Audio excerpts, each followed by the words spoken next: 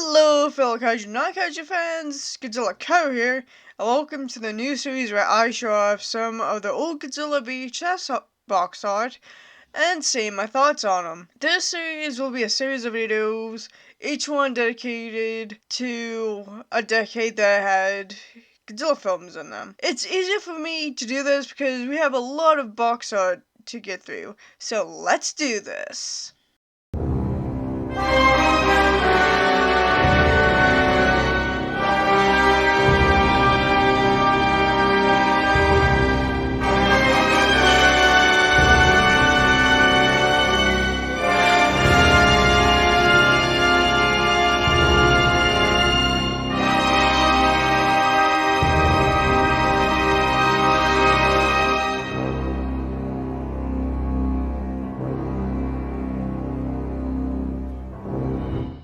The first one on this list is the box art of the 1954 Godzilla. The first art we will be looking at comes from the Video Treasure / Restaurant Inc. that came out in 1983 in the US. As you can see, the front is a colorized still of Godzilla breathing an orange nuclear breath. I personally love how the titles' colors are, and that they complement each other well against the black background. The back, however, just the usual plain white box with a summary as well as a still from the movie.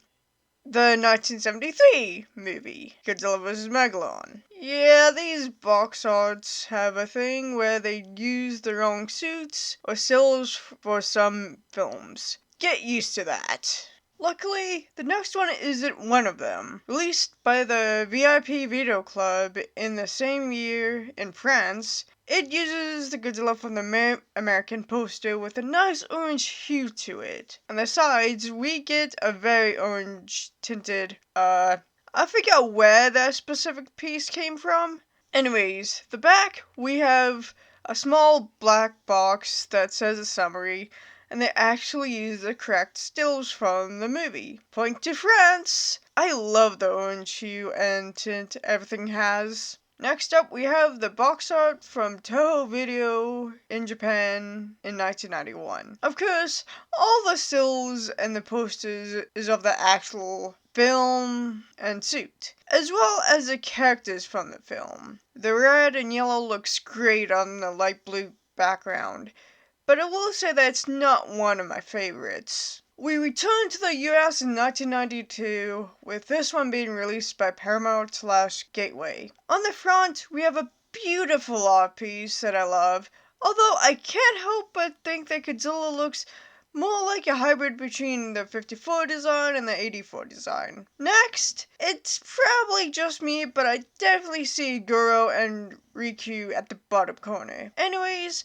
I love the front they chose for this. On the back, we actually have a still from the film.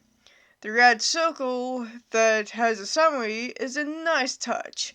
Overall, again, not one of my favorite box arts. The US company, Good Times Home Video, is next in 1995. Oh dear lord. As you can see, the 1975 design is used, as well as the generic city skyline. I really do not like the font in this, and I just don't like this one in general. Moving on. Filmex Home Video from Spain comes in 1998 with their own box art. They used this famous production still, which I loved. I also loved how they included Kaiju Eiga.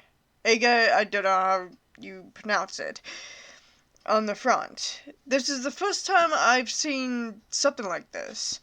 On the back, it has stills from the film, which is a bonus. The font is okay for me. I don't love it, but I don't hate it. Once again, we are going back to the US the same year to Scimitar Entertainment Inc. Now, there's two versions of this cover. This one and this one, which is digitally remastered edition. I think I had one of these as a kid. I don't remember. Anyways, I'm going to talk about the remastered edition and then move on. For the front, we see a wonderful art piece of Godzilla himself with a nice colored background. Although this design does emulate the 1984 design more than the 1954 design. I love the font they used for the Godzilla at the top.